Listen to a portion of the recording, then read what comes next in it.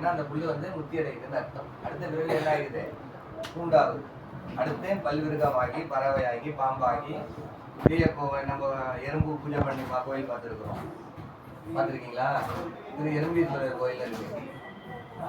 எறும்பு பூஜை பண்ணதெல்லாம் இருக்கு. அடுத்து என்ன பண்ணியிருக்கு? குயில் பூஜை பண்ணியிருக்கு, காக்கா பூஜை பண்ணியிருக்கு, மயில் பூஜை பண்ணியிருக்கு, பாம்பு பூஜை பண்ணியிருக்கு, நண்டு பூஜை பண்ணியிருக்கு, எல்லா விலங்கினமும் பூஜை பண்ணியிருக்கு. யானை, அப்போ சிலந்தியும் பூஜை பண்ணுது. சிலந்தி என்ன பூஜை பண்ண முடியா? வலை கட்டும். சிலந்தியும் நமக்கு தெரிஞ்சு வலை தான் கட்டும். அது வலை கட்டுறது இப்போ இந்த ஓட்டு வீட்டில் எங்கே கட்டியிருக்குன்னா அது சரி. ஆனால் அதுக்கு என்ன பண்ணுது? அறிவு. அதை தாண்டின ஒரு செயல் செய்யும் போது அறிவு வெளிப்படுது. அப்போ சாமி வந்து நிழல்ல இருக்குல்ல, வெயில்ல இருக்காரு, சாமி வெயில்ல இருக்கிறாரு அப்படின்னு நினைச்சு என்ன பண்ணுது? பந்தல பெருசா போடுது. அதோட வலைய என்ன பண்ணுது? சாமிக்கு நேரா மேல, சாமிக்கு நிழல் விழுகிற மாதிரி. அப்போ மரத்துக்கு கீழே இருக்கும்போது என்ன பண்ணுது? அந்த மரத்தோட இலைகள்லாம் அது மேல விழுந்து அப்படியே நிழலாவே இருக்கு சாமிக்கு. என்ன இது தினமும் நடந்துகிட்டு இருக்கு. அந்த வலை டெய்லியும் பின்னி பின்னி பின்னி பின்னி அது பெருசா வச்சிருக்கு. அதுல வந்து சாமி இலையெல்லாம் விழுகுறது, சாமிக்கு நிழலாவே இருக்கு. யானை என்ன பண்ணும்? சாமி வழிபடணும்னா என்ன பண்ணும்? அது வந்து சாமி வழிபடுறதுக்கு தண்ணியை மட்டும்தான் ஊற்றி வழிபடணுமா? சாமியை வணங்கினாலே போதும் இல்ல? சாமிய கீழே வணங்கி கீழே கொண்டு போனா கூட போதாதா? அது என்ன நினைக்குது? சாமி ரொம்ப நாளா வெயிலே இருக்கிறாரு, யாரும் அபிஷேகம் பண்ணலையே, என்ன பண்றதுன்னு தெரியலையே அப்படின்னு என்ன பண்ணுது? தும்பிக்கையிலேருந்து தண்ணியை எடுத்துட்டு வந்து பீச்சு சாமி மேல டெய்லி அபிஷேகம் பண்றதா அது நினைச்சு சாமியை வழிபடுது. தினமும் இந்த யானை வழிபட்டுக்கிட்டு இருக்கு. சிலந்தி என்ன பண்ணுது? அந்த கூட பிச்சுக்கிட்டு போயிடும். யானையோட தண்ணி அந்த கூட்டா வந்து அந்த சிலந்தி வலையில படும்போது என்ன ஆகுது? பிச்சுக்கிடுது. சிலந்தி வலையில போட்டு அடிக்கும் போது என்ன ஆகும்? பிச்சுக்கும். இந்த இலையோட இருக்கும்போது பிச்சுட்டு கீழே வந்துடுது. டெய்லியும் அந்த மாதிரி நடந்துகிட்டே இருக்கு. ஒரு நாள் என்ன பண்ணுது? சிலந்திக்கு கோவம் வந்துடுது. இந்த யானைக்கு இதே வேலையா போச்சு, நான் வேலை பண்ணிக்கிட்டு பந்தல் போட்டு வச்சிருக்கிறேன், இது வந்து என்ன பண்ணுது? பிச்சுருக்கு. அப்போ அவர் என்ன பண்றாரு? சிலந்தி யானை கொண்டு வந்து தண்ணியை பிச்சு அடிக்கும் போது தும்பிக்கை வழியா உள்ளார போயிருக்கு. யானைக்கு எறும்பு போனாலே என்ன ஆகும்? எறும்பு பார்த்தாலே பயப்படும் யானை. ஏன்? உள்ளார போயிடும். உள்ளார போய் அது ஊடுற மாதிரி இருக்கும். அதனால என்ன பண்ணுறது? சிலந்தி உள்ளார போன உடனே மழை முடிச்சு யானை தும்பிக்கையால அடிச்சு இறந்துருக்கு. யானை இறந்துருது. சிலந்தி என்ன பண்ணுச்சு? யானை இறந்தோடனே சிலந்தி செத்து போச்சு. ஆனா இதெல்லாம் பார்த்துட்டு இருந்தாருல சாமி, அவர் என்ன பண்ணணும்? அதுக்கு நிழல் கொடுக்கணும்னு நினைச்சா, ஒருத்தவங்க அபிஷேகம் பண்ணணும்னு நினைச்சா, 2 பேர் மேலேயும் தவறு இல்லை. 2 பேர் மேலேயும் தவறு இல்லை. ஆனா இங்க சிலந்திக்கு ஏன் கோவம் வந்தது? சிவபணியில இருக்கிறவங்களுக்கு என்ன வரக்கூடாது? கோபம் வரக்கூடாது. என்னது? கோபமே வரக்கூடாது. எது சொன்னாலும் திட்டிக்கிட்டே இருக்கணும். ஐயா சரிப்பா அப்படி சொல்லல. அதனால என்ன பண்றோம்? கோபமே வரக்கூடாது. நம்மள வீட்டுல கோபப்படுறோம்ல, காய்ச்செல்லாம் போட்டுட்டு கோபப்படலாமா? கோபப்படக்கூடாது. நீ கோபப்படுவியா? நல்ல பிள்ளை. என்ன பண்ணோம்? கோபம் வரக்கூடாது. கோபம் வந்ததுனால ஒரு உயிர் போயிடுச்சு. இவத்துல சாமி கும்பிடணும்னு நினைச்சா என்ன பண்ணக்கூடாது? எந்த உயிரையும் கொல்லக்கூடாது. முதல்ல இந்த ஒன்பதாங்க விதிக்கிறார். அப்போ யானையே கொண்டுட்டாரு. அப்போ அந்த யானைக்கு என்ன கொடுக்கறது? யானைக்கு முத்தி கொடுத்துட்டாரு. அதுக்கு அறியாம தான் செஞ்சது. அது இருக்குன்னு தெரிஞ்சு செய்யல. தெரியாம செய்த தவறுக்கு மன்னிப்பு கொடுத்துன்னு நம்ம சொல்றோம்ல. எல்லாத்தையுமே யாரு சொல்றா? நம்ம சொல்லல, சாமியே செய்து கட்டுறாரு. அப்போ அதுதான் நம்ம சொல்லிக்கிட்டு இருக்கிறோம் இன்னைக்கு. அத யானைக்கு முத்தி கொடுத்துறாரு. ஆனா அந்த கோவம் வந்ததுல சிலந்திக்கு என்ன பண்றாரு? இன்னொரு விரைவு கொடுக்குறாரு. ஏன் கொடுக்குறாரு? பாவத்தை போக்குறதுக்காகவும் கொடுக்கணும், புண்ணியத்துக்காகவும் கொடுக்கணும். ஏன்னா புண்ணியம் செஞ்சிருக்கு, பாவமும் செஞ்சிருக்கு. அப்போ புண்ணியத்துக்கான பலனா என்ன கொடுக்கணும்? உயர்ந்த பதவி கொடுக்கணும். சரி, அப்போ வந்து உயர்ந்த பதவியில் இருக்கிறவனை எப்படி தண்டிக்க முடியும்? இன்னைக்கு தண்டிக்க முடியுதா? ஒரு கவுன்சிலரை கூட நம்மளால கண்டிக்க முடியாது.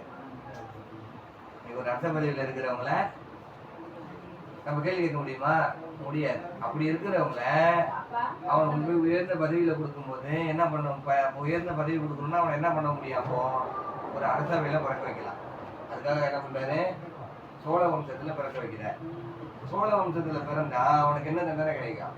ராஜா விட்டு கண்ணுக்குட்டி என்ன பண்ணும்? நம்மளாம் என்ன சொல்லுவோம்? ராஜா விட்டு கண்ணுக்குட்டி என்ன பண்ணும்? ரோட்ல ஓடும், யார் வீட்டுல வேணாலும் போடும், என்ன வேணாலும் பண்ணி என்ன பண்ணுவாங்க? யாரும் கேட்க மாட்டாங்க. அப்படி இருக்கும்போது கோவில் கட்டணும், இப்ப நிழல் கொடுத்த புண்ணியத்தினால என்ன பண்றாரு? ராஜாவா பிறக்க வைக்கிறார். ஆனா பாவம் செஞ்சிருக்காருல, ஒரு உயிரை பண்ணார்ல, அதுக்கு என்ன பலன் கொடுக்கறது? அந்த வேதனையை நீ அனுபவிக்கணும்ல. அந்த உயிர் போற நிலை, இந்த யானை வந்து என்ன போராட்டம் பண்ணிச்சோ அந்த உயிரை அந்த அனுபவிக்கணும்ல. அதை என்ன பண்றாருன்னு கேட்டா, கற்ப காலத்துல இருக்கும் போதே கொடுக்குறாரு. ஏன் அவருக்கு கோட்செங்கன்னு பேர் வந்தது? போனா அரசன், போனா அரசன். அடுத்து வரியிலே பேர் இருக்கு பாருங்க, பொருள் இருக்கு. அதுல என்ன சொல்லுங்க?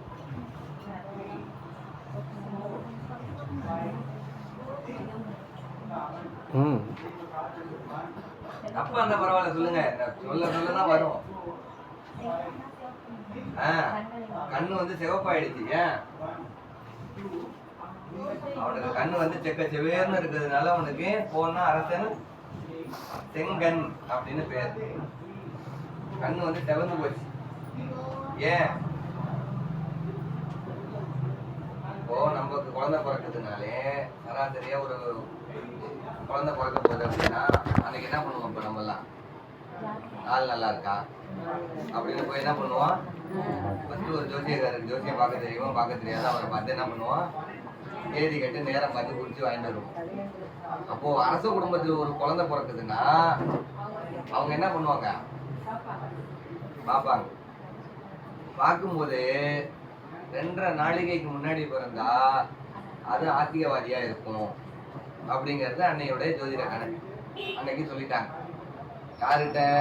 சோழரோட மனைவிட்ட, கோட்சேர சோழரோட அம்மா கிட்ட சொல்லும் போது என்ன பண்றாங்க? குழந்தை பிறக்க போற நேரத்துல இந்த நேரத்துல குழந்தை பிறந்தா ஆகாது அப்படின்னு பொதுவா சொல்லிடுறாங்க. எதுக்காக சொன்னாங்கிறது அப்புறம். ஆனா இவரோட வினை பயனை எங்க வந்து வேலை செய்யுது? யானையை கொண்ட வினை பயன் வந்து அனுபவிக்கணும்ல. இந்த சாமி எங்க கொடுக்குறாரு? குழந்தை இருக்கும் போதே கொடுத்துட்டாரு. குழந்தை பிறக்க போற நேரத்துல என்ன பண்றாங்க? தலைகீழ கட்டி தொங்க விட்டுறாங்க. இன்னைக்குதான் நம்ம எல்லாம் ஆபரேஷன் எல்லாம் பண்றோம். அன்னைக்கெல்லாம் கிடையாது. எல்லாருக்கும் சுகப்பிரசவம் தான். எப்ப இருந்தாலும் குழந்தை பிறந்தா வேற வழியே கிடையாது. எத்தனை வருஷம் ஆனாலும் வயிற்றுல இருந்து குழந்தை பிறந்தா என்ன காரணமா இருந்தாலும் பிறந்துடும். அப்படிங்கிறதுனால என்ன பண்றாங்க? தலைகீழ கட்டி தொங்க விட்டுறாங்க. அதனால குழந்தை பிறக்கல. வயிற்றுல இருந்து குழந்தை முண்டி வெளில வர்றது கட்டி என்ன ஆயிடுச்சு? கண்ணெல்லாம் அதுக்கு செவந்து போய் நம்ம தலைகீழ கட்டி தொங்க விட்டா என்ன பண்ணுவோம்? நம்மள நம்ம கண்ணே செவந்துடும். ஒரு 1/2 மணி நேரத்துல இருந்தோம்னா குழந்தையா இருக்கும் போதே செவந்ததுனால என்ன ஆயிட்டு? கண்ணு பூரா செவந்தே இருந்து மாறவே இல்லை. அந்த வினையோட பயன் என்னாச்சு? கடைசி வரைக்கும் போகவே இல்லை அவருக்கு. அதனாலதான் என்ன பண்றாரு? திருஞானசம்பந்தர் முதல்ல சொல்லும் போது என்ன பண்றாரு? ஏற்கனவே என்ன சொன்ன? போன கிளாஸ்ல என்ன சொன்னேன்?